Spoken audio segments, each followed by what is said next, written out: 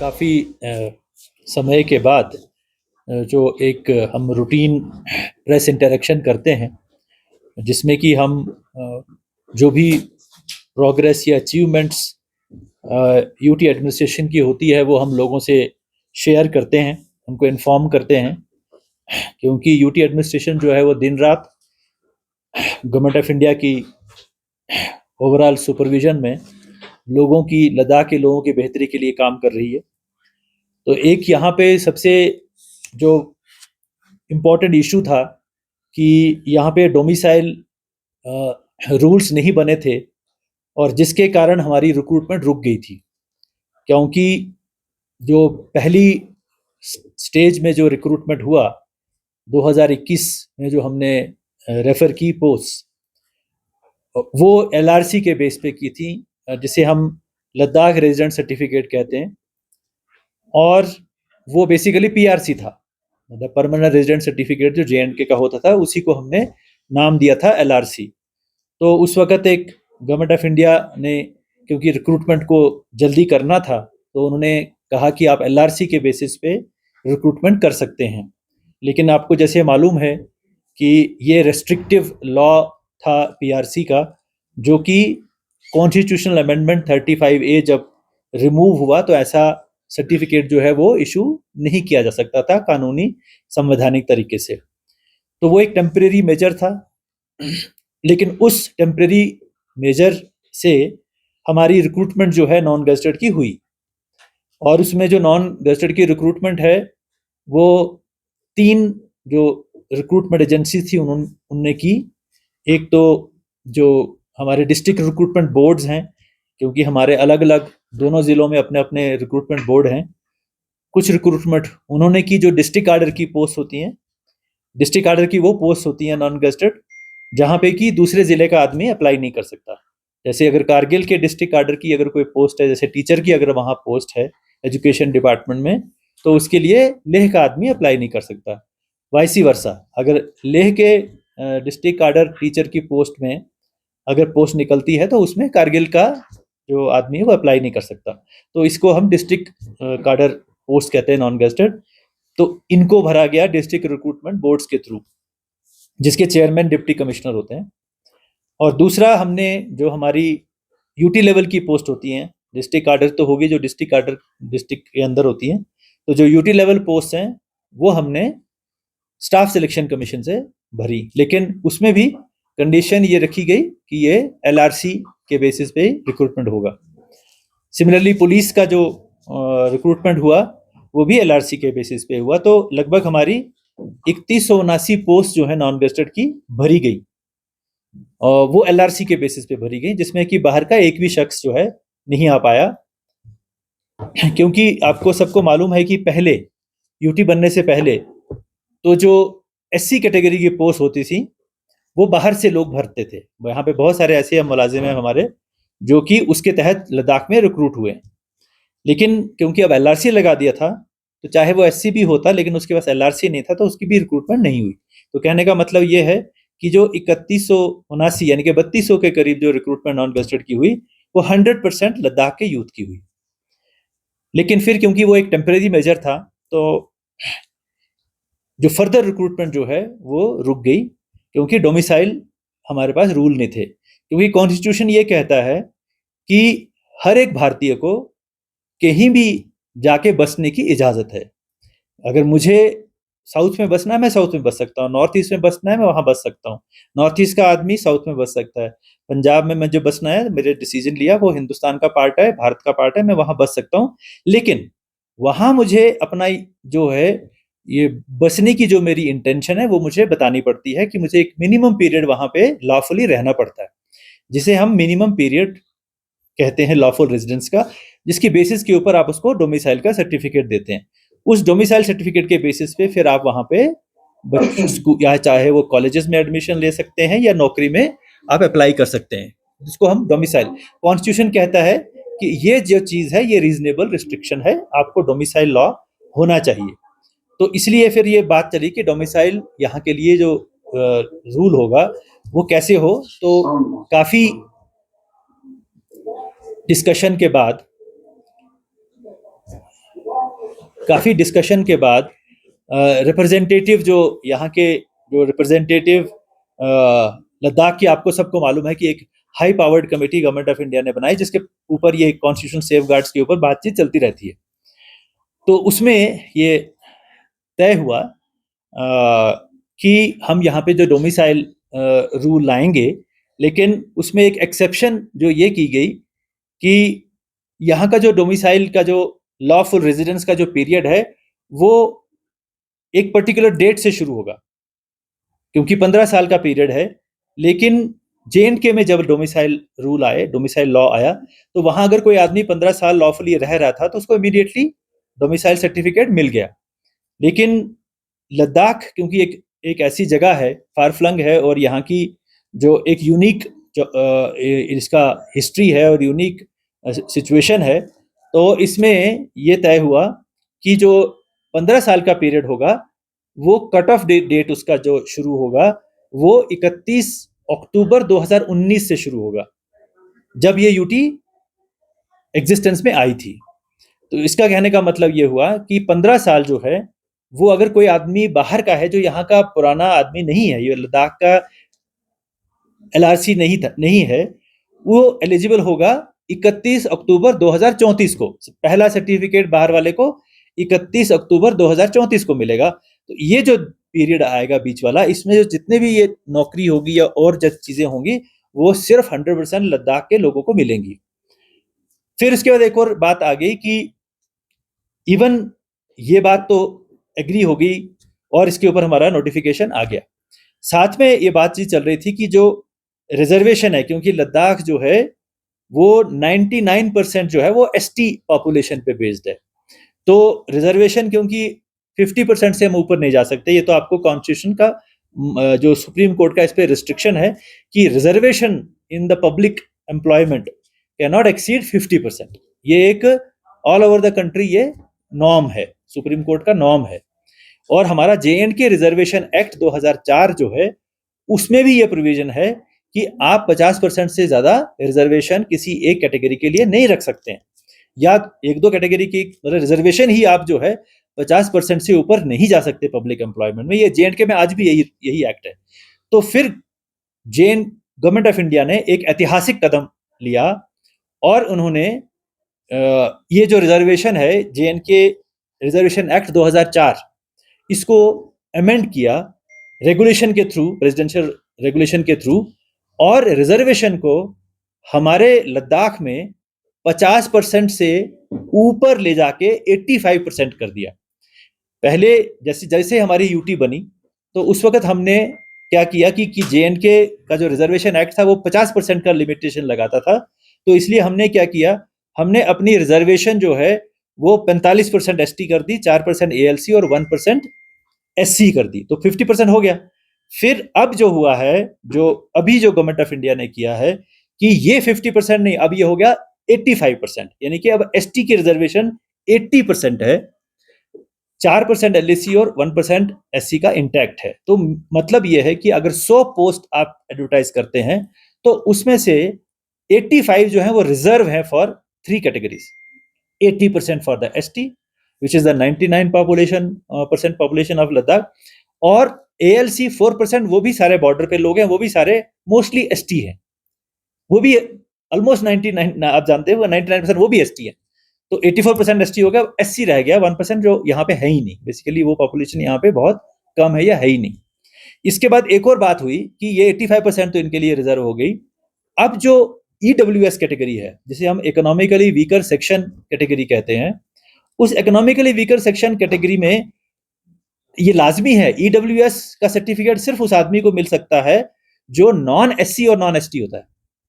यानी कि EWS एक कैटेगरी का इसलिए बनाई गई गवर्नमेंट, ये कॉन्स्टिट्यूशन में अमेंडमेंट करके लाई गई कि ST को तो रिजर्वेशन मिल गई, SC को तो रिजर्वेशन मिल गई, लेकिन अगर कोई नॉन SC और नॉन ST है लेकिन गरीब है तो उसको भी रिजर्वेशन होनी चाहिए। तो इसके लिए EWS का जो लॉ आया है, लॉ जो है आया, तो लाजमी है कि जो EWS होगा ही has to be non SC and non ST, लेकिन इसका रिजर्वेशन 10% है। तो हमने देखा कि हमारे यहाँ नॉन SC और नॉन ST पॉपुलेशन जो है बहुत कम है।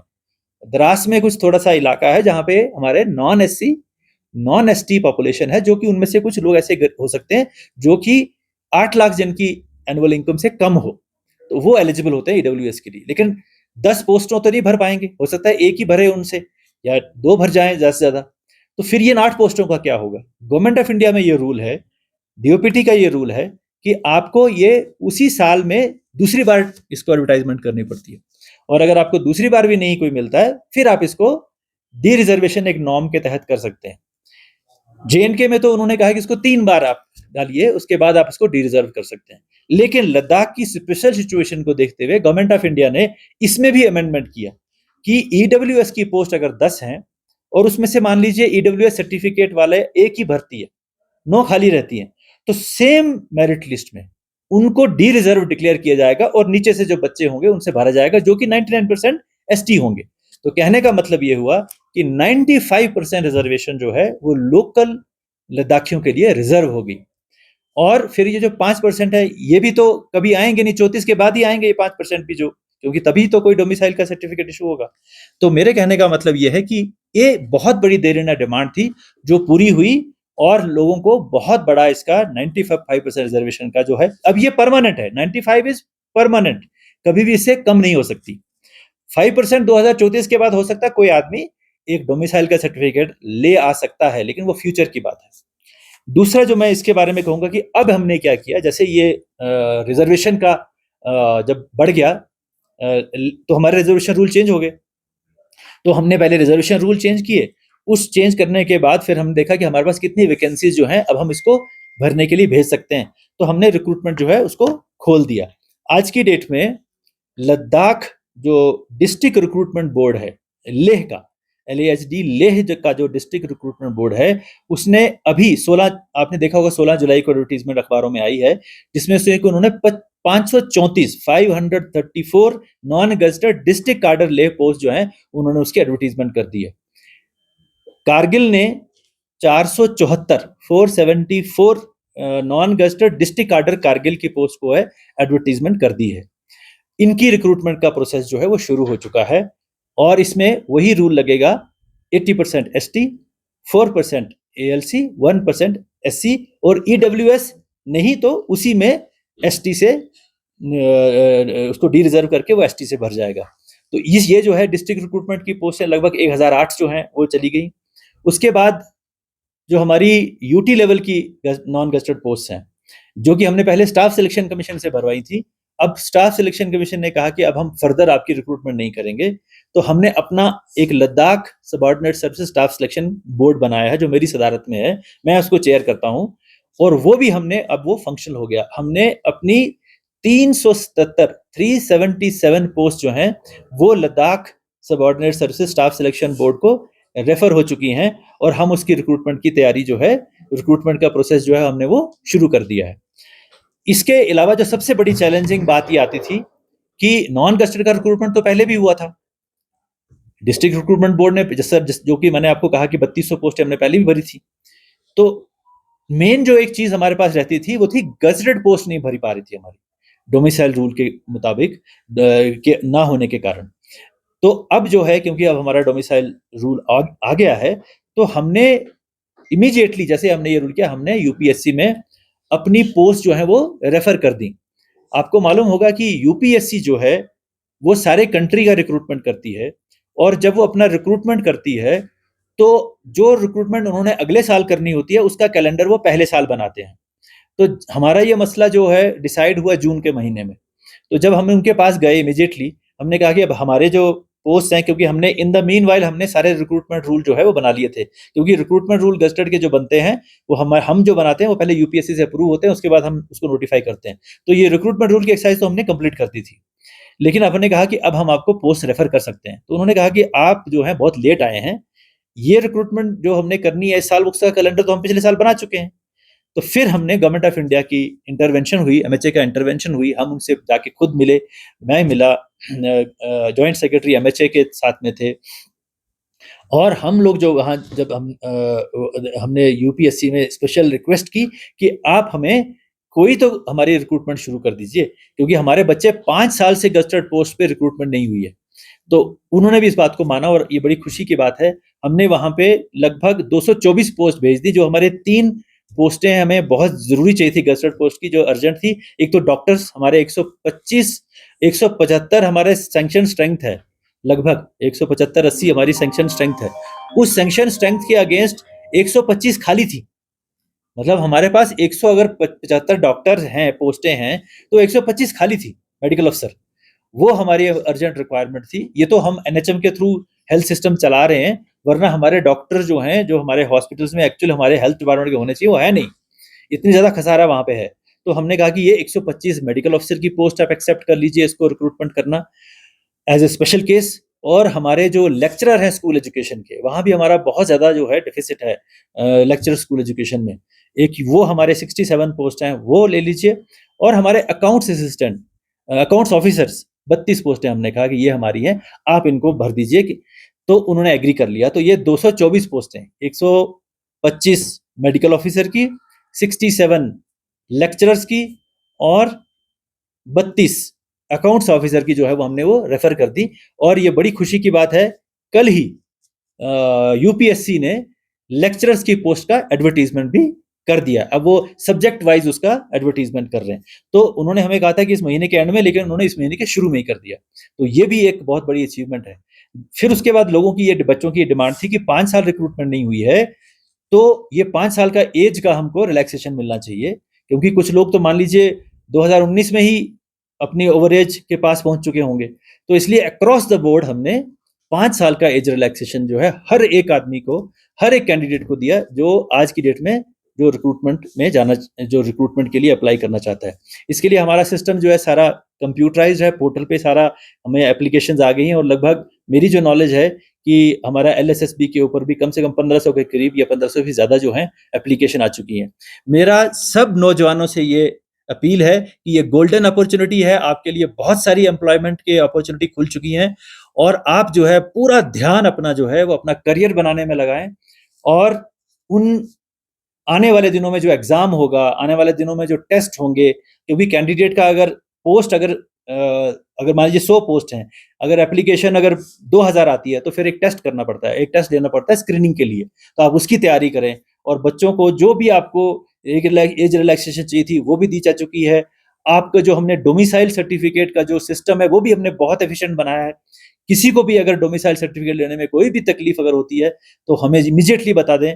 हम चाहते हैं कि हमारे हमारे जितने भी ये लंबरदार हैं, हमारे पटवारी हैं, हमारे जो नायब तहसीलदार हैं, तहसीलदार हैं, उनका इस वक्त एक ही काम होना चाहिए कि लद्दाख के बच्चों का जो सर्टिफिकेट्स बनने हैं, चाहे वो एसटी का सर्टिफिकेट बनना है, चाहे वो एससी का सर्टिफिकेट, एससी तो बहुत कम है, ईडब्ल्यूएस का सर्टिफिकेट बनना है, एएलसी का सर्टिफिकेट बनना है, तो उसके ऊपर ध्यान दें। सारे मुलाजिमों का ये फर्ज बनता है, लंबरदार से लेकर ऊपर तक, कि वो किसी और काम में ना पढ़ें, वो इन बच्चों की फ्यूचर के लिए पूरे तरीके से, और अगर ये जो है इस काम में लग जाएं, क्योंकि हमें इन बच्चों के सर्टिफिकेट इमीडिएटली इशू करने हैं। एएलसी का हमने नोटिफिकेशन कर दिया। आपको मालूम होगा कि हमने जो 4% रिजर्वेशन जो है वो एएलसी की हमने की हुई है, तो वो भी पहले हमने नोटिफाई नहीं की थी, तो वो भी हमने नोटिफाई कर दिया। अब हमको मालूम है कि कौन कौन से गांव जो हैं वो लेह में या कारगिल में एएलसी में आए हैं, तो वो एक एडिशनल रिजर्वेशन जो है, हालांकि लोग सारे जो हैं वो एसटी हैं, लेकिन वो उनको ऑप्शन लेना है। उनको अप्लाई करते वक्त ये ध्यान रखना है एएलसी के बच्चों को कि क्या वो एएलसी में अप्लाई करना चाहते हैं या एज एन एसटी अप्लाई करना चाहते हैं। तो ये भी हमने बार बार लोगों को भी समझाया, बच्चों को भी समझाया, you can apply only under 1 category. ये रिजर्वेशन रूल कहता है कि आप 2 कैटेगरी के अंडर अप्लाई नहीं कर सकते। तो जितने भी बच्चे एएलसी वाले हैं, वो अगर उनको ये लगता है कि हमें एएलसी में ज्यादा अच्छा ब्राइटर चांस है, तो सिर्फ वो एएलसी का भरें, एएलसी में कैटेगरी में एप्लीकेशन दें। अगर बाकी उनकी मर्जी है, एसटी तो वो है ही। तो ये जो है हमारा इस वक्त सारी एडमिनिस्ट्रेशन का ध्यान जो है वो यहाँ के यूथ के फ्यूचर के लिए, उनके रिक्रूटमेंट के लिए, और रिक्रूटमेंट हम इंश्योर कर रहे हैं कि वो free, fair, transparent, time bound हो, ताकि ये जो बच्चे जो हैं इनको अपना रिक्रूटमेंट मिले।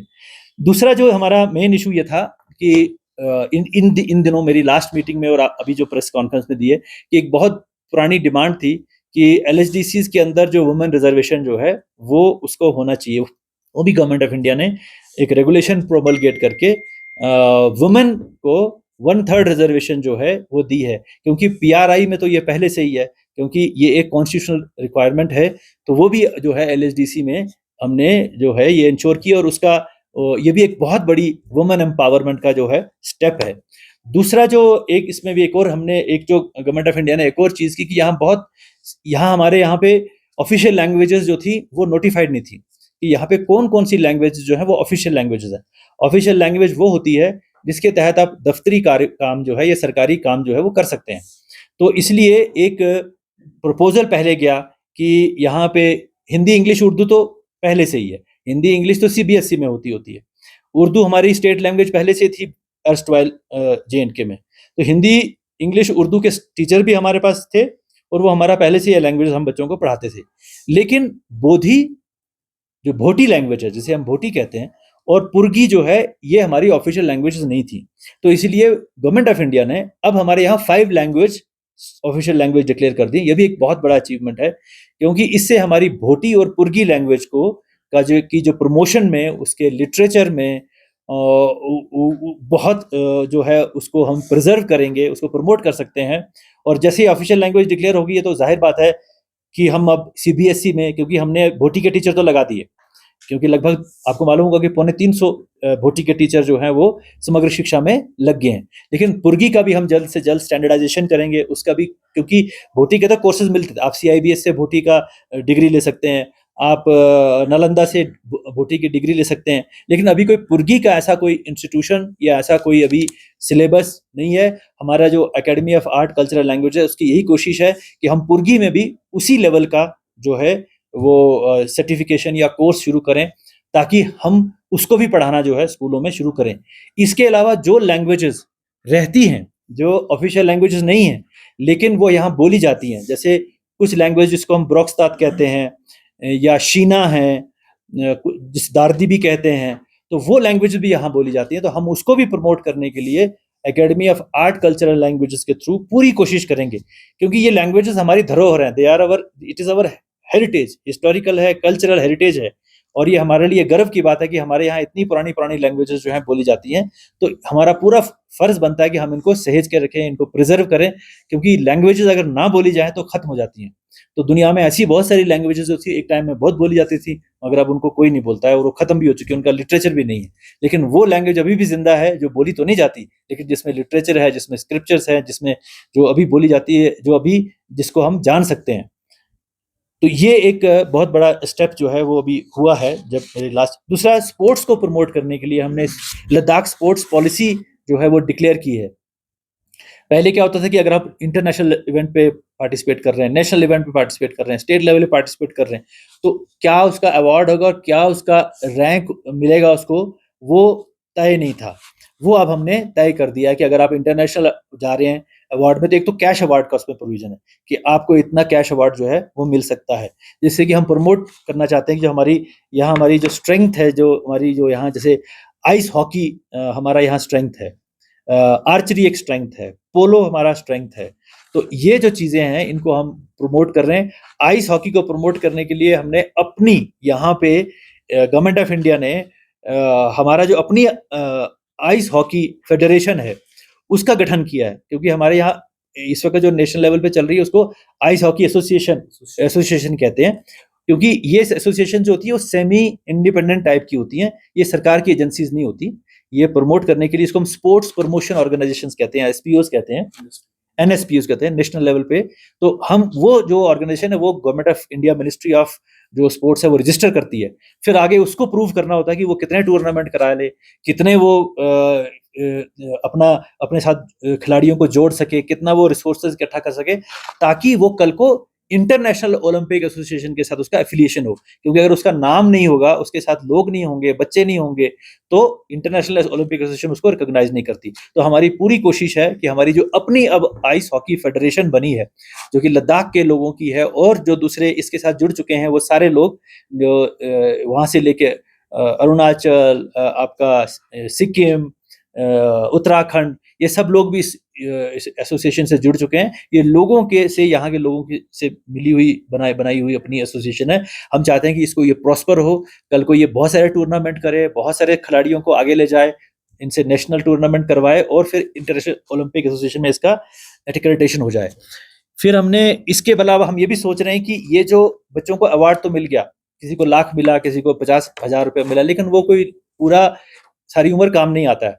तो हम ये भी प्रपोज कर रहे हैं कि रिजर्वेशन में भी अगर किसी ने इंटरनेशनल इवेंट किया है, किसी ने नेशनल इवेंट किया, तो उसके हिसाब से उनका भी रिजर्वेशन, हॉरिजॉन्टल रिजर्वेशन जो है, उसके ऊपर भी काम जो है वो चल रहा है। हमारे यहाँ पे माउंटेन्स एक्सपेडिशन एक बहुत बड़ा स्पोर्ट्स है, लोग बाहर से आते हैं। हमारे यहाँ एक्सपेडिशन की एजेंसीज हैं जो लोगों को पहाड़ों पे जो है समिट करवाती हैं, एक्सपेडिशन करवाती हैं। तो पहले कोई पॉलिसी नहीं थी, यानी कि कैसे जो जो एक टूर ऑपरेटर है माउंटेन एक्सपेडिशन कराने वाला, उसके पास क्या क्या इक्विपमेंट होना चाहिए, क्या उसके पास डॉक्टरी या मेडिकल की क्या फैसिलिटी होनी चाहिए, उसके पास इक्विपमेंट कैसे होना चाहिए, खुद कितना ट्रेंड होना चाहिए कि वो लोगों को 18,000 20,000 फुट ऊंची माउंटेन पे ले जाए, क्योंकि ये रिस्की स्पोर्ट्स होती है। अगर आप इसको एक्सपर्ट नहीं है तो आप उसमें जान का खतरा भी हो सकता है, आप किसी खाई में गिर सकते हैं।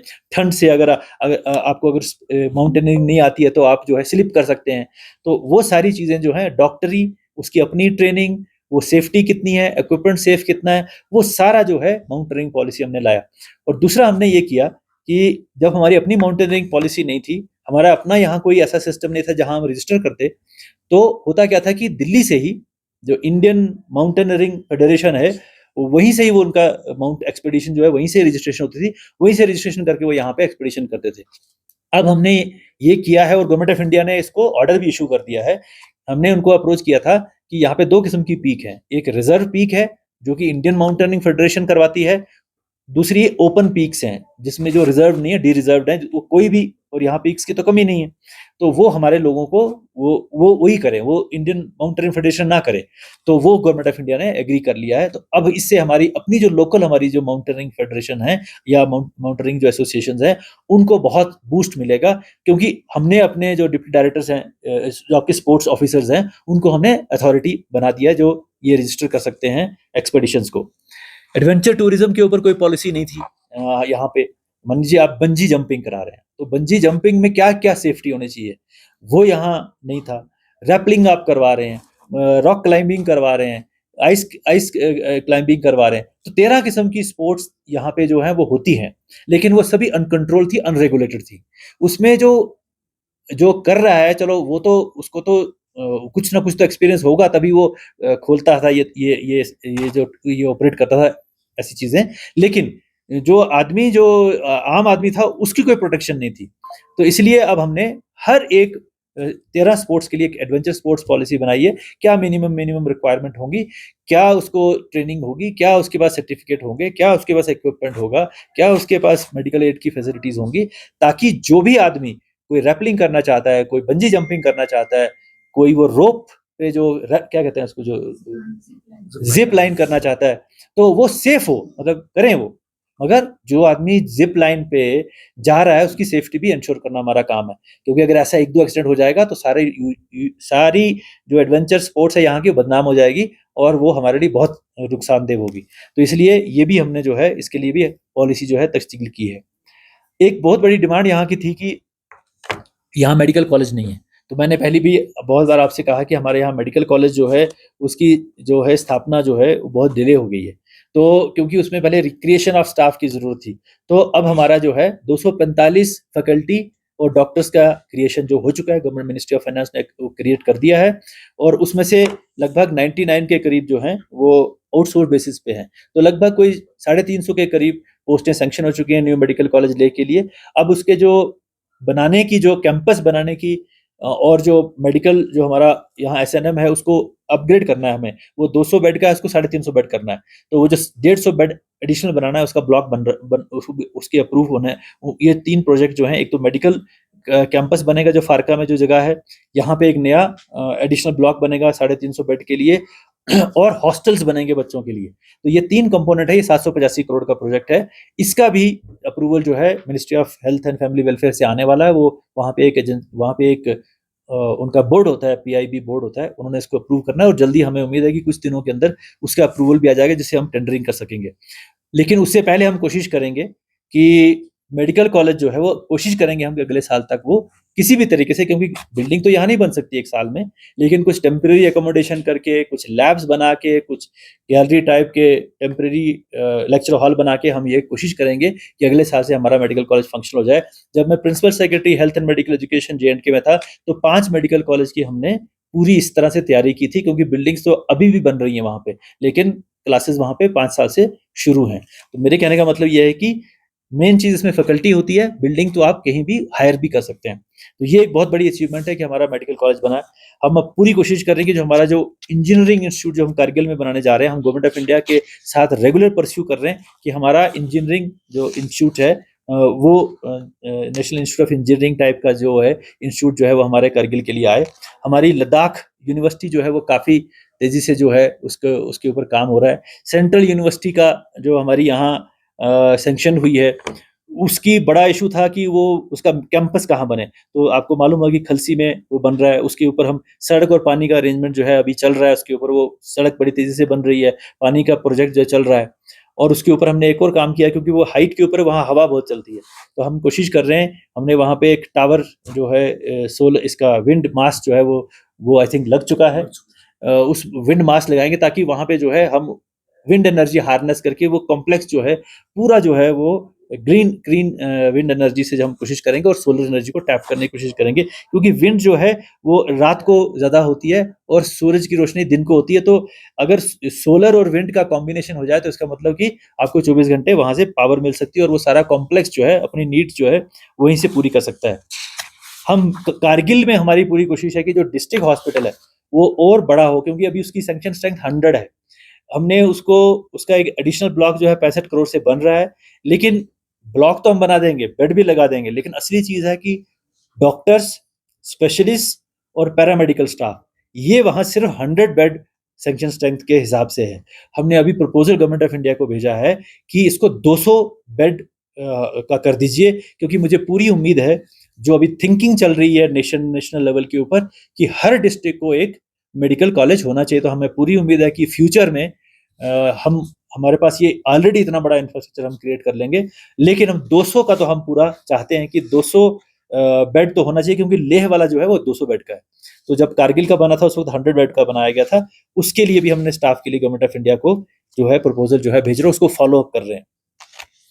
बाकी आपने जैसे आपको मालूम है कि पश्मीना यहाँ का एक बहुत बड़ा, जो मैंने पहले भी एक बार बताया आपको कि डीहेयरिंग प्लांट हमने यहाँ मिनिस्ट्री ऑफ टेक्सटाइल्स ने हमें दिया था, जिसकी कीमत 10.5-11 करोड़ के करीब है।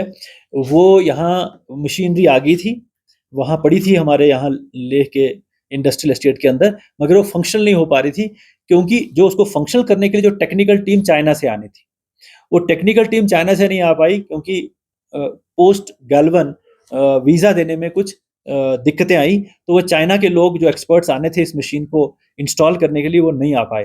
तो हमने लगातार इसको परस्यू किया, पहले कि ये कोशिश की कि चाइना हमारी अपनी एम्बेसी के थ्रू हम उन एक्सपर्ट्स को जो है वीज़ा दिलवा दें।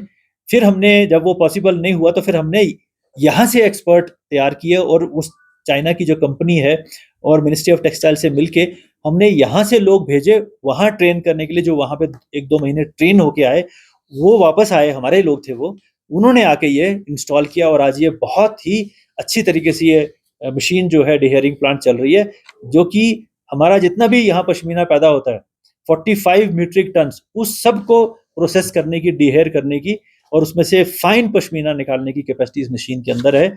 और ये मशीन जो है हम लद्दाख के जितने भी पश्मीना गोट या पश्मीना कोऑपरेटिव है उसके साथ मिलकर चलाना चाहते हैं, क्योंकि वो इसमें उनकी स्टेक होनी चाहिए इसको चलाने में, क्योंकि सरकारी मुलाजिम की तो स्टेक नहीं होगी ना कि वो दिन रात चले, खराब ना हो। तो स्टेक तो उसकी है कि जिसका वहाँ पे जो रॉ वूल जो है वो वहाँ फिनिश हो रही है या वहाँ डीहेयर हो रही है। तो इसलिए हम कह रहे हैं कि उनको साथ मिलिए, वो खुद डिटरमिन करें कितना आपने इसका फीस लेनी है, ताकि जो बिजली के खर्चे या पानी का खर्चा जो है या दूसरा ऑपरेशनल कॉस्ट जो है वो निकलाएं। क्योंकि जब तक ये कॉस्ट आप मीट नहीं करोगे तो कभी कभी बिजली का बिल इतना हो जाएगा, बिजली कट जाएगी। क्योंकि ऐसा तो रूल नहीं ना कहीं कि आप बिजली का बिल नहीं पे करो तो आपकी बिजली नहीं कटेगी, चाहे वो गवर्नमेंट मेरा ही अपना दफ्तर हो या कोई भी हो, पेमेंट तो करनी है। तो इसलिए हमने एक मॉडल बनाया है कि आप जो है वो लोगों के साथ मिलकर हम उसको पश्मीना की गोट्स की पॉपुलेशन को प्रमोट करने की हम पूरी कोशिश कर रहे हैं। कराकुल शीप जो कि कारगिल में बहुत लोग उसको पालते हैं, तो उसको भी हम कोशिश कर रहे हैं कि उसकी पॉपुलेशन डबल हो। हमारे यहाँ पे लगभग 2 लाख के करीब शीप की पॉपुलेशन है, 3 लाख के करीब गोट की पॉपुलेशन है। तो ये जो शीप की पॉपुलेशन है वो ज़्यादातर करगिल में है, 1.5 लाख के करीब या 1,40,000 वहाँ है। हमारे यहाँ पे गोट ज़्यादा है, 2 लाख यहाँ है, 1 लाख कारगिल में है, और करगिल में भी शायद ज़ांस्कर साइड पे ज़्यादा होगी वो। तो वहाँ पे जो है वो शीप के लिए बहुत मुफीद है वो कारगिल का जो क्लाइमेट है। और शीप 2 काम के लिए आती है, एक तो मीट पर्पसेस के लिए और वूल के लिए। तो इन दोनों के लिए हम कोशिश कर रहे हैं। कहते हैं काराकुल जो है पहले भी एक बार इंट्रोड्यूस की थी जो सक्सेसफुल रही थी, तो हम इसको रिवाइव करने की कोशिश कर रहे हैं कि यहाँ पे भी काराकुल में या तो हम वहाँ से वो जो उनके रैम्स होते हैं या जानवर कुत्ते होते हैं उनको इम्पोर्ट करें, या फिर वहाँ से हम कोई ऐसा तरीका आर्टिफिशियल इंसेमिनेशन का वो प्लांट यहाँ पे लगवाएं, ताकि हम काराकुल शीप को जो है उसको रिवाइव और रिस्टोर करें, उनकी पॉपुलेशन जो है वो बढ़ जाए। क्योंकि ये हमारे लिए बहुत इंपॉर्टेंट है, क्योंकि पश्मीना 45 मीट्रिक टन यहाँ होता है। तो अगर ये पॉपुलेशन गोट की 3 लाख ही रही तो हम 45 मीट्रिक टन पे अटक जाएंगे। और अगर हम इसकी पॉपुलेशन को बढ़ा पाए तो हम इसको और बढ़ा सकते हैं, क्योंकि अब कैपेसिटी हमारे पास हो गई है, डिमांड बहुत है इसकी। पश्मीना है तो आप अगर कितने भी पैदा करोगे तो इसकी डिमांड बहुत है। दूसरा फिर हमने इसमें क्या किया कि चलो अब पश्मीना गोट तो जितनी होनी है उतनी उसको फ्यूचर में लोग जो हैं वो नंबर कैसे बढ़ेगा। लेकिन इसमें क्या होता था, हमने देखा कि जब ये किडिंग होती है, जब ये बच्चे पैदा होते हैं गोट के या इवन शीप के, तो गोट में क्या होता है कि इनकी किडिंग जनरली होती है जनवरी और फरवरी के महीने में। मान के जो बच्चा पैदा होता है गोट का, ये जनवरी और फरवरी के महीने में होता है, जबकि सबसे ज़्यादा सर्दी होती है। और जनरली इनकी मोर्टेलिटी हमने देखा इस सर्दी के कारण ये कोई 40% भी मोर्टेलिटी गई है। यानी कि अगर आपके यहाँ पे 40,000 किड पैदा हो रहे हैं नए, उसमें से कई बार तो 30,000 जो है वो ठंड के कारण जो है उनकी मौत हो जाती थी, तो उससे भी पॉपुलेशन कम हो रही थी। तो हमने क्या जो हमारे जो पहले वाले HLG साहब थे उन्होंने एक स्कीम उन्होंने डिवाइस करवाई कि लोगों से हमने पूछा कि इन बच्चों को कैसे बचाया जाए, क्योंकि ये पॉपुलेशन अगर बच गई तो कल को ये शीप गोट बनेगी, ये भी पश्मीना पैदा करेगी। तो उन्होंने कहा जी इसके लिए आप एक स्पेशल हमें पेन दीजिए, मतलब गोट बॉक्स दे दीजिए जो कवर हो, जिसके अंदर ठंड ना जा पाए, तो उसके अंदर अगर हम ये बच्चा रखेंगे तो ये बच जाता है। तो उसके बाद फिर हमने वो गोट किड पेन्स बनवाए, लगभग 1500 के करीब जो है, 1300 कुछ 1400 के करीब हमने वो बांट चुके हैं। लगभग एक की कीमत जो है पहले वाले की तो 30,000 के करीब थी, इस नया मॉडल जो हमने बनाया उसकी 40,000 है। वो हमने उनसे बात करके उसको और फाइन अच्छा बनाया। तो ये जो हमने उनको दिए, और इसमें सुन के आपको बहुत अच्छा लगेगा कि 25 to 40% पिछली ऐसा ही जो ऐसा सीजन जो पिछली बार गया 2024-25 की सर्दियां जो गई, ये हम 20-21 से कंपेयर कर सकते हैं, बिकॉज उस वक्त भी सर्दी ऐसी ही थी। तो उस वक्त मोर्टेलिटी 40% थी, तो इस साल मोर्टेलिटी जो है वो 10% है।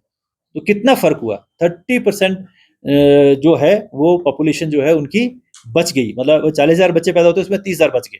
तो ये हमारा मैसिव जो है ड्रामेटिक, या जिसे हम कहते हैं कि एक सब्सटेंटिव जो है वो उसमें मोर्टेलिटी में, किड्स की मोर्टेलिटी में कमी आई है, जो हमारी पॉपुलेशन बढ़ाएगी आने वाले टाइम में। दूसरा हमारे यहाँ पे एक बहुत बड़ा प्रोजेक्ट जो जिसके बारे में मैं जरूर मेंशन करना चाहूंगा, वो है हमारा 11 गीगावाट का पांग सोलर प्रोजेक्ट। तो ये पांग में जो पांग तो हम उसको नाम सिर्फ देते हैं क्योंकि पांग आखिरी स्टेशन है। बेसिकली ये शुरू हो जाता है खरनाक से, जैसे आप तगलंगला क्रॉस करते हैं तो वहाँ खरनाक का इलाका है, दिब्रिंग का इलाका है। तो पांग खरनाक दिब्रिंग से लेते हुए वो बहुत बड़ा एक मेडो का इलाका आता है जहाँ चरागाह है हमारी, और एंड में पांग आता है, फिर पांग से नीचे नाला आता है।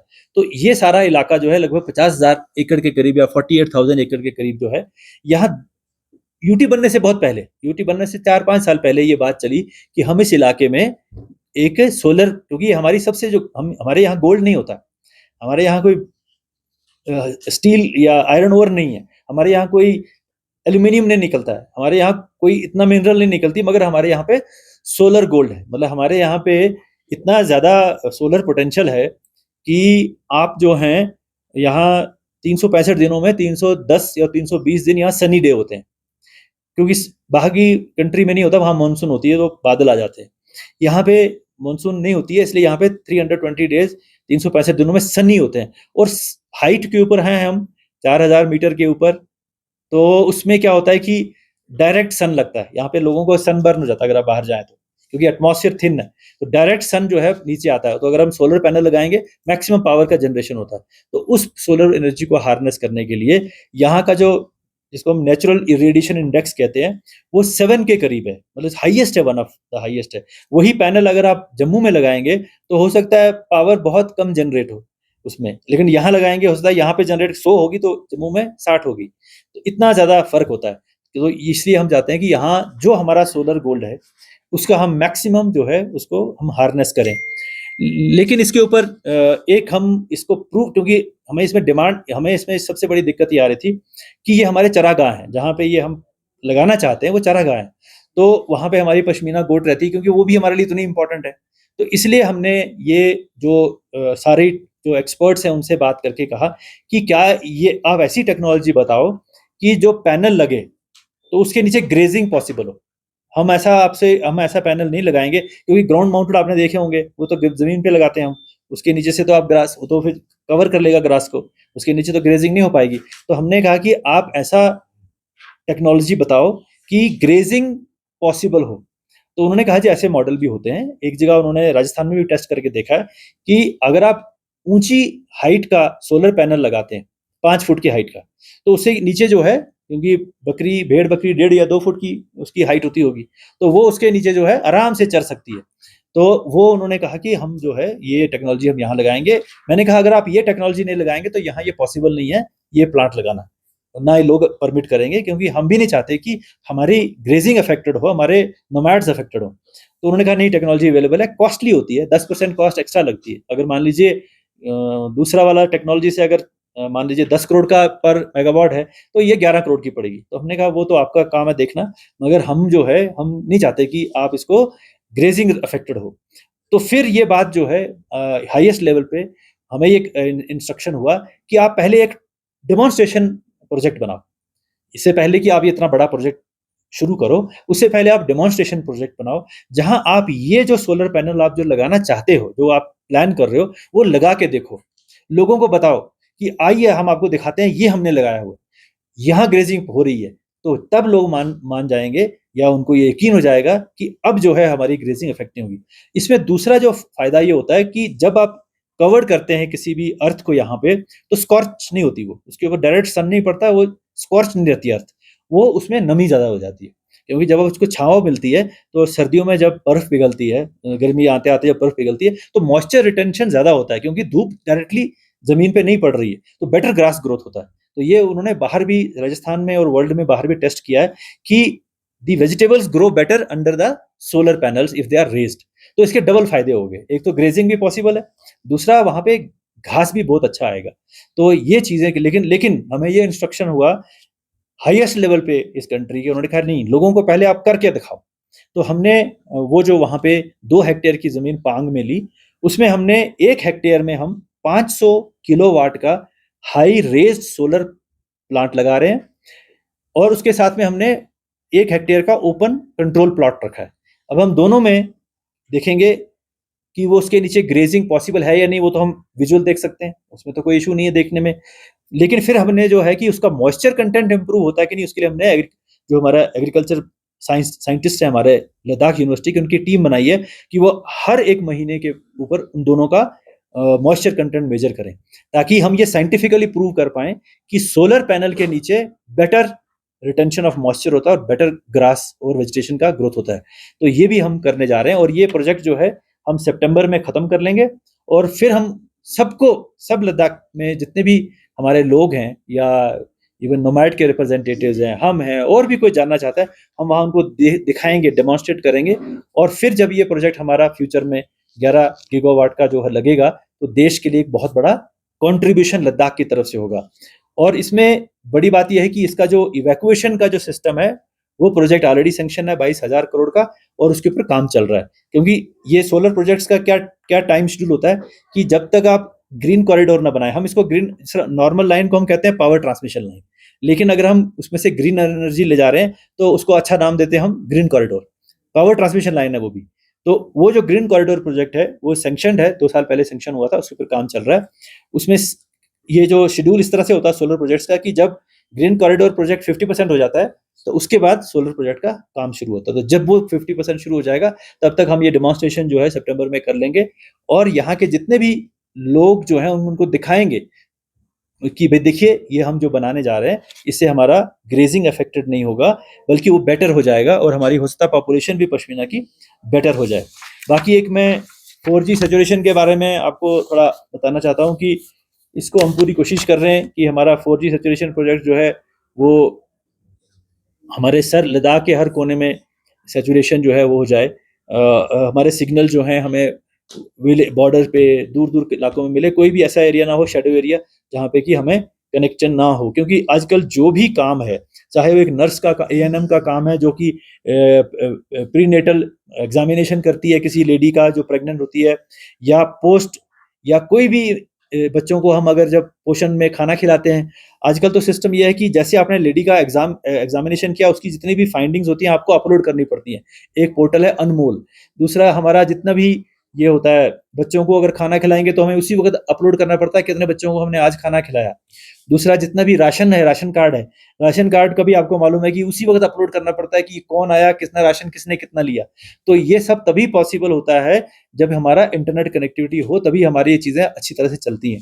तो हमारा ये पूरा कोशिश है कि ये पूरा जो 4G सैचुरेशन है, जल्द से जल्द जो है हमारा प्रोजेक्ट जो है ये हो जाए। और हमारा दूसरा एम ये है कि इस बार हमारा जो बजट था वो कम हुआ था। आप सबको मालूम है कि हमारा बजट 6000 करोड़ का होता था, इस साल वो थोड़ा 1300 करोड़ उसमें कमी आई थी। तो वो एक बहुत हमारे लिए बहुत बड़ी इशू था। तो लेकिन हमने दोनों काउंसिल्स को अश्योर किया गवर्नमेंट ऑफ इंडिया की एश्योरेंस के बाद कि आप अपना कोई प्रोजेक्ट रोकिए मत, नए काम भी करिए। हम जब रिवाइज बजट के टाइम में हम उसको रिकवर कर लेंगे, वो हमें पैसा मिल जाएगा जो हमारा कटा है। और हमारी अपनी तरफ से, डिपार्टमेंट की तरफ से कोशिश या यूनिवर्सिटी की तरफ कोशिश है कि हम मैक्सिमम जो पैसा हमें मिला हुआ है उसका हम 80% के करीब जो है कैपेक्स खर्चा कर लें, ताकि जब हम रिवाइज बजट के लिए जाएं तो हम उनको कहें कि हमारा तो 80% खर्चा हो चुका। नवंबर के बाद दिसंबर का महीना, जनवरी, फरवरी, मार्च के आने वाले 5 महीने में आप हमारा काम ऑलरेडी हो चुका है। आप हमें पैसे जो है हमारे जो अपने काटे हैं वो आपको हमें एटलीस्ट पिछले साल के लेवल तक तो वापस हमें दे दीजिए। तो मुझे पूरी उम्मीद है वो हो जाएगा। तो आज की डेट में मैं शेयर करूंगा आपसे कि हमारा जो एक्सपेंडिचर है वो 35% के करीब हो चुका है। हमारा एम यह है कि इस महीने के एंड तक कम से कम हम 40 के करीब जो है वो टच कर लें, 40-45 के करीब टच कर लें। और फिर हम, क्योंकि ये नवंबर में आता है रिवाइज एस्टिमेट, उस वक्त हम 80% एक्सपेंडिचर करें ताकि हम बताएं कि 80% हम कर चुके हैं, इसलिए हमारा पैसा जो है, जो लास्ट ईयर का जो एटलीस्ट जो लेवल था उस तक हमें रिस्टोर किया जाएगा और वो हो जाएगा, इसकी हमें 100% एश्योरेंस है। तो ये मेरे जनरल पॉइंट थे। एक और पॉइंट यहाँ बार बार उठता है लैंड का। तो मैं आपको बताऊं कि लैंड लद्दाख में जितनी भी लैंड है, स्टेट लैंड जिसे हम कहते हैं, प्राइवेट लैंड तो लोगों की अपनी होती है, लेकिन जितनी भी स्टेट लैंड होती है, स्टेट लैंड, वो LHDC एक्ट के तहत, सेक्शन 42 के तहत, वो सारी की सारी स्टेट लैंड जो है वो रेस्पेक्टिव काउंसिल्स को ट्रांसफर्ड है। 1997 का जो एक्ट है उसके तहत जितने भी स्टेट लैंड लद्दाख के अंदर है वो रिस्पेक्टिव काउंसिल्स को ट्रांसफर्ड है for efficient use and management. ये एक्ट कहता है, section 42 of the LHDC act. तो हम उसको पूरा उसी के ऊपर उसको मान के चलते हैं कि लैंड का जो एफिशिएंट यूज एंड मैनेजमेंट है वो रिस्पेक्टिव LHDCs जो है वही करती हैं। इसमें एक इशू ये आया कि और यहाँ की क्योंकि जमीन जो है पड़ी हुई है, ओपन है, तो उसमें जनरली अगर किसी को, क्योंकि यहाँ खरीद फरोख्त भी कम होती है, लैंड है ही कम, तो ऐसा भी नहीं है कि कोई किसी के पास, अगर मान लीजिए किसी के पास 200 कनाल है उसमें से उसने 1 कनाल बेच दी, तो ऐसा भी नहीं है। जमीन बहुत कम है, इसलिए जनरली जमीन जिसके ऊपर आप मकान बनाएंगे, आप एग्रीकल्चर लैंड के ऊपर तो नहीं बनाएंगे, आप बनाएंगे ओपन लैंड जो अवेलेबल है। तो over a period of time हर शहर में होता है, लोगों ने जहां जहां उनको जमीन मिली, अवेलेबल थी, तो उन्होंने वहां मकान बना लिए। अब उसके 2 तरीके थे, या तो आप वहां बनाइए। कई बार हमारे पटवारियों ने एक तरीका, एक ऑर्डर होता है ऐलान नंबर 38, उसमें हम कहते हैं नवतोड़। नवतोड़ जो है, नवतोड़ का मतलब ये होता है कि आपने बंजर जमीन को तोड़ा, मीन्स उसको आपने कल्टीवेट किया। और यहाँ पे अगर आप बंजर जमीन को तोड़ेंगे, उसके ऊपर कोई बाजरा लगाएंगे, या यहाँ जो क्या लगाते हैं, बकवीट लगाएंगे, वीट लगाएंगे या बार्ली लगाएंगे, तो वो हो नहीं सकता जब तक ना आप उसको इरिगेशन दें। क्योंकि यहाँ पे तो बरसात का सिस्टम नहीं ना है कि आप बरसात से भी कुछ हो जाता है, क्योंकि बहुत सारे इलाकों में, जम्मू में या जहाँ मानसून आती है, वहाँ बहुत सारी खेती बरसात से हो जाती है। तो इरिगेशन चाहे हो ना हो, मतलब गेहूं हो जाएगा या मक्की हो जाती है, वो आसमान पे डिपेंड करता है, मानसून के ऊपर, रेन्स के ऊपर। यहाँ रेन्स होती नहीं है, तो यहाँ पे क्या है कि अगर आपने कोई भी अगर आपने वेजिटेबल उगानी है या कोई भी फसल उगानी है, उसके लिए आपको इरिगेशन लानी पड़ेगी, पानी लाना पड़ेगा। तो अगर आप बंजर जमीन को तोड़ते हैं और पानी का अरेंजमेंट करते हैं और वहां कुछ उगता है, ये परफेक्टली लीगल है, आज की डेट में भी लीगल है। मीन्स कि नवतोड़ करना लद्दाख के अंदर लीगल एक्टिविटी है। लेकिन लीगल क्या है? आपने जमीन को तोड़ा, इरिगेशन का अरेंजमेंट किया, वहां पे फसल उगाई, ये लीगल है और ये आज भी लीगल है। लेकिन over a period of time क्या हुआ कि इस पर्पज से नहीं कि हमने वहां खेती करनी है, इस पर्पज से कि हमने वहां मकान बनाना है, तो पटवारी जी ने उसको नवतोड़ एंट्री कर दी, क्योंकि वही एक पावर थी जिसके तहत वो स्टेट की लैंड को किसी को दे सकता था। अब वो उस हिसाब से वो इलीगल हो गई, क्योंकि वो उस पर्पज के लिए नहीं है जिसके लिए वो ऐलान है, जिसके लिए वो ऑर्डर है। लेकिन over a period of time बहुत सारे लोगों ने जरूरत के हिसाब से मकान बना लिए हैं।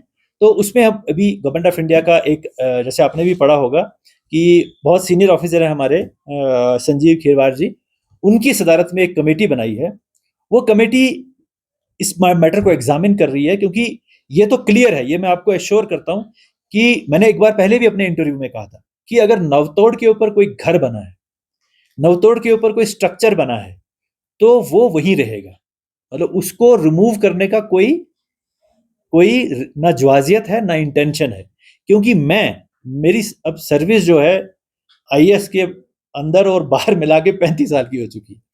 मैंने रेवेन्यू को इतने गहरे से जाना है, क्योंकि मैं 3-4 जगह डिप्टी कमिश्नर रहा हूँ, जम्मू में रहा हूँ, डिविजनल कमिश्नर रहा हूँ, फाइनेंशियल कमिश्नर रहा हूँ 3 साल। मैंने लैंड मैटर्स को अच्छी तरह से देखा है कि अगर लैंड के अंदर जो रिकॉर्ड के अंदर एंट्री है, उसकी पावर किसी करोड़पति होगा वो भी उसके अंदर एंट्री नहीं कर सकता। वो एंट्री की पावर किसकी है? रेवेन्यू ऑफिसर की, पटवारी की। पटवारी कुछ भी लिख सकता है। तो अगर पटवारी ने लिखा है तो इस आदमी का क्या कसूर? आप मेरी बात समझ रहे हैं? तो अगर रेवेन्यू में एंट्री की है तो वो उसको भी पकड़ना चाहिए ना जिसने एंट्री की थी। आम आदमी को क्या मालूम है कि ये नवतोड़ क्या है, वो क्या चीज है? उसको तो ये लगा कि भाई ठीक, अच्छी बात होगी, ये शायद मेरे को लॉफुली ये काम हो रहा होगा। तो इसलिए हम जानते हैं कि ये इसमें उस शख्स का जो है कोई कसूर नहीं होता जिसके पास वो जमीन होती है। हाँ, कसूर हमारा होता है कि हमने टाइम पे लोगों को बताया नहीं होता। लेकिन अब जब बन गया है तो वो एक्सरसाइज ये चल रही है कि हम किस तरीके से उसका एक लॉफुल तरीके से वो उसको एक प्रोटेक्शन दे पाए, और उसको किस तरीके से, क्योंकि दीज लैंड लॉज ना ये मेरे पावर में होते हैं, क्योंकि ये लिखित लॉ है ना। तो जो लॉ में अमेंडमेंट होती है, क्या होती है, वो एक थ्रू एक्ट होती है, लेकिन उसके लिए एक एक्सरसाइज की जरूरत होती है। तो हम ये कोशिश कर रहे हैं कि ये एक नवतोड़ में जितनी भी कंस्ट्रक्शंस हुई हैं, नवतोड़ के जमीन पे नवतोड़ लिखा है लेकिन ऊपर घर बना है, तो वो प्रोटेक्ट हो जाए, उसमें कोई लोगों को दिक्कत ना आए। मैं आपको एश्योर करता हूँ by being the chief secretary of this unit territory of Ladakh कि उस पर कोई आंच नहीं आएगी। हम तो यही चाहते हैं कि बल्कि उनका रेगुलराइज हो जाए। ये जितने भी लेह के, करगिल में उतनी प्रॉब्लम शायद नहीं है, लेह में तो मैंने बहुत देखा कि यहाँ बहुत सारी छोटी आबादियां आगे पीछे आ गई हैं। सर एगलिंग के नीचे जाइए तो बहुत सारे ऐसे घर बने होंगे, ऊपर बने होंगे, स्कारा या स्कम्परी जिसे हम कहते हैं, वहां बहुत सारे घर बने होंगे। तो वो सब जो हैं, हम चाहते हैं कि वो किसी तरीके से रेगुलराइज हो जाए। तो जनरली जम्मू में मैंने ये देखा है कि तरीका ये होता है कि वहां पे जम्मू में जम्मू डेवलपमेंट अथॉरिटी है, यहाँ पे श्रीनगर में श्रीनगर डेवलपमेंट अथॉरिटी। तो वो ऐसी इलीगल कॉलोनीज को वो रेगुलराइज करती है, वो एक मतलब उसका एक तरीका बनाती है, उसके लिए रेजोल्यूशन पास करती है, गवर्नमेंट से ऑर्डर निकलवाती है, और फिर कुछ तरीके से कोई नॉमिनल सा फंड लेके वो उसको रेगुलराइज करते हैं ताकि उसके नाम तो चढ़े। मान ली मैंने घर बना लिया, मैं ना रहा, मेरा बच्चे हैं, उनके पास तो कोई रिकॉर्ड नहीं होगा ना। वो तो घर उनका हुआ ही नहीं। वो तो ना उसके ऊपर लोन ले सकते हैं, ना उसको दिखा सकते हैं कि ये मेरा घर है, ना उसके ऊपर उनकी कोई लॉफुल पोजीशन होती है। तो इसलिए हम ये चाहते हैं कि ये जितने भी ऐसा जो हमारे कॉलोनीज हैं वो रेगुलराइज हो जाए। इसके लिए हमारे अर्बन डेवलपमेंट अथॉरिटीज का होना बहुत जरूरी है, क्योंकि वहां श्रीनगर में तो ये श्रीनगर डेवलपमेंट अथॉरिटी ने कर लिया, जम्मू में ये जम्मू डेवलपमेंट अथॉरिटी ने कर लिया। तो हमारी पूरी कोशिश है कि जैसे हमारी अर्बन डेवलपमेंट अथॉरिटी बनती है लेह की और करगिल की, तो हम कोशिश करेंगे कि ये जो इस तरह की जो इलाके हैं उनको रेगुलराइज किया जाए। और हमने ऑलरेडी अपनी जो म्यूनिसिपल जो लेह है उसका तो आपने जुरिसडिक्शन बढ़ा दी है, जैसे आपको मालूम है। ये 13 वार्ड की थी, हमने 21 वार्ड कर दिया, क्योंकि इतना ज्यादा फैल रहा है, हम उसको म्यूनिसिपल फैसिलिटी दे नहीं पा रहे हैं। क्योंकि वो म्युनिसिपैलिटी के अंदर है ही नहीं। जब म्युनिसिपैलिटी के अंदर है नहीं तो म्युनिसिपैलिटी वाला क्यों जाएगा वहां सफाई करने, क्योंकि वो तो उसके जिम्मेवारी में आता नहीं है, वो तो रूरल डेवलपमेंट का एरिया है। इसलिए हमने उसको अर्बन में कन्वर्ट किया। अब वो अर्बन में कन्वर्ट हो गया है तो जाहिर बात है कि वहां पे कल को म्यूनिसिपल फैसिलिटीज भी आएंगी, वहां के लिए पानी का प्रोजेक्ट भी बनेगा, वहां के लिए म्यूनिसिपल सॉलिड वेस्ट का प्रोजेक्ट भी बनेगा, वहां के लिए बिजली की फैसिलिटीज भी जो है बेटर होंगी, क्योंकि वो अर्बन एरिया डिक्लेयर जाएगा। और इसका सबसे बड़ा फायदा लोगों को होगा, क्योंकि आपको मालूम है कि जो HRA होता है, हाउस रेंट अलाउंस होता है, house rent allowance urban area में, मान लीजिए अर्बन एरिया में अगर वो 10,000 रुपया है तो रूरल एरिया में वो 2,000 होता है। तो जितने भी ये जो इलाके हैं जो रूरल एरिया में आते थे, या मान लीजिए अगर अपने जोगलाम शहर में कोई सेंट्रल गवर्नमेंट का ऑफिसर किसी प्राइवेट घर में रह रहा है, तो वहां पे तो उसका जो DDO मांगेगा कि आप कहाँ शहर में रहते हैं कि गांव में रहते हैं। वो बोलेगा जनाब शहर में रहते हैं, तो वो कहते हैं चोगलाम शहर में, लेकिन चोगलाम शहर तो शहर में है ही नहीं, इसका मतलब आप अर्बन एरिया में नहीं रहते, तो उसको जो HRA मिलेगा वो 2,000 मिलेगा। लेकिन अगर अब वो जो हो गया अर्बन बन गया, अब उसको 10,000 मिलेगा। तो वहां की प्रॉपर्टीज की वैल्यू भी बढ़ गई ना, क्योंकि अब वो म्यूनिसिपल एरिया के अंदर आ गया। तो फैसिलिटीज जो हमने देनी है वो तो देनी देनी है। तो मेरे कहने का मतलब ये है कि नवतोड़ का जो हम कोशिश कर रहे हैं, किस तरीके से ये जो है हम उसको लोगों की इंटरेस्ट को ध्यान में रखते हुए उसको हम जो करें। इसमें एक बात मैं और कहना चाहूंगा कि एक तो होता है जरूरत के हिसाब से सरकार की जमीन पे कब्जा करना, एक होता है लालच के हिसाब से सरकार की जमीन पे कब्जा करना। दोनों में फर्क है। और हम आप जो अभी मैं आपको बता रहा हूं वो उसके लिए बता रहा हूं कि जो जरूरत के कारण हुआ है, जो उनकी मजबूरी थी। उन्होंने 10 मरले के ऊपर, हमने तो अभी तो हमने 4 मरले से 10 मरले कर दिया कॉमन लैंड रेगुलेशन में। पहले तो 4 मरले DC देता था, अब हमने 10 मरले कर दिया। 10 मरले में अच्छा घर बन जाता है, तो वो जो है हमने ऑलरेडी कर दिया हुआ है। तो यहाँ भी हम पूरी कोशिश करेंगे कि जितने भी लोग जरूरत के हिसाब से, जिन्होंने कोई भी स्ट्रक्चर बनाया, घर बनाया हो, गेस्ट हाउस बनाया हो, कोई भी चीज बनाई हो, वो उसको किस तरीके से हम लॉफुली, ताकि उसको कोई नुकसान ना हो, करें। अब ग्रीड जस्ट बिकॉज मैंने कब्जा करना है, आगे बेचनी है, आगे ट्रांसफर करनी है सरकार की प्रॉपर्टी, वो एक अलग इशू है, वो अलग अलग है, वो अलग चीज है। तो ये मैं आपको थोड़ा सा बताना चाहता था कि सब जो लोग हैं वो एडमिनिस्ट्रेशन दिन रात लोगों की बेहतरी में काम कर रही है। और हम पूरी कोशिश करेंगे कि लद्दाख के अंदर जो इतना पॉजिटिव एनवायरनमेंट अब बना हुआ है, वो पॉजिटिव एनवायरनमेंट जो है और अच्छा हो, और लोगों की नौकरियां हो, चाहे उनके एजुकेशन हो, चाहे उनकी और दूसरी चीजें। हम जितने भी अब जो सर्टिफिकेट्स वगैरह हमें लेने पड़ते हैं, हम उसको डीरेगुलेशन बहुत बड़ी तरीके से कर रहे हैं। और पिछले दिनों ये कंसेंट टू एस्टेब्लिश और कंसेंट टू ऑपरेट का सिस्टम आया। सारे जो हमारे गेस्ट हाउसेज हैं वो कहने लगे जी हमारा तो 1% भी रजिस्टर्ड नहीं।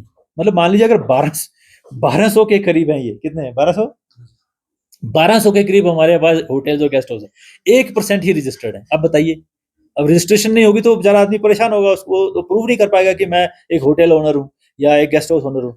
अब हमने इसको बिल्कुल सिंपल किया। हमने कहा कि जो टेम्परेरी रजिस्ट्रेशन है वो सिर्फ 2 सर्टिफिकेट पे मिलेगी, और परमानेंट रजिस्ट्रेशन के लिए पहले हमने STP का कंडीशन रखी थी, अब हमने STP कंडीशन हटा दी है, क्योंकि वो हमने NGT की एक वर्बल डायरेक्शन के ऊपर किया था, लेकिन वो रिटन डायरेक्शन नहीं थी।